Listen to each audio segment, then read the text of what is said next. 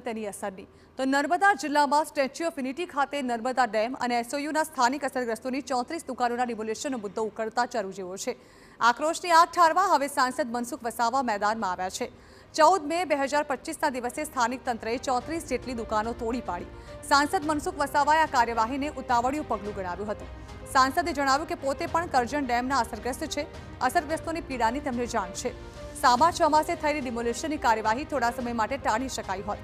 મનસુખ વસાવાએ આ અંગે સીએમ ભૂપેન્દ્ર પટેલને પત્ર પણ લખ્યો છે।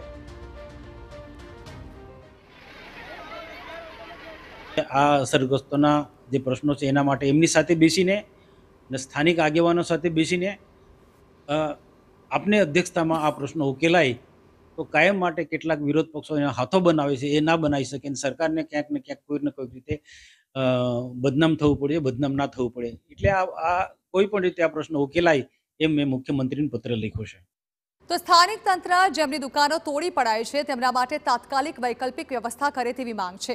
ચેતર વસાવાને આડે હાથ લેતા મનસુખ વસાવાએ કહ્યું કે ડિમોલિશનના 45 દિવસ અગાઉ નોટિસ અપાઈ ત્યારે કેમ ચેતર વસાવા એન્ડ કંપની આગળ ન આવી। સીએમને પત્ર લખી સાંસદ વસાવાએ આ મુદ્દાનો કાયમી ઉકેલ લાવવા માટે માંગ કરી છે જેથી આપ અને કોંગ્રેસને આ મુદ્દે રાજનીતિ કરવાની તક જ ન મળે। રાજકીય આગેવાનો જે છે એમ આમ આદમી પાર્ટીના હોય, પછી કોંગ્રેસના હોય કે પછી બીજા અન્ય કોઈ પણ પાર્ટીના આદિવાસીની જે નેતાઓ છે એ રાજકીય મુદ્દો બનાવે છે। આ જે પ્રશ્નો હમણાંના પ્રશ્નો નથી, વર્ષોના પ્રશ્નો છે। 45 દિવસ પહેલા નોટિસ આપી હતી, એ નોટિસ આપી ત્યારે પણ બધાને ખબર હતી, ત્યારે કોઈ ટચ ના કર્યો અને ઘરો તોડ્યા પછી આ બધું કૂદી પડ્યા છે। એટલે આ બધા રાજકીય મુદ્દા બનાવે છે।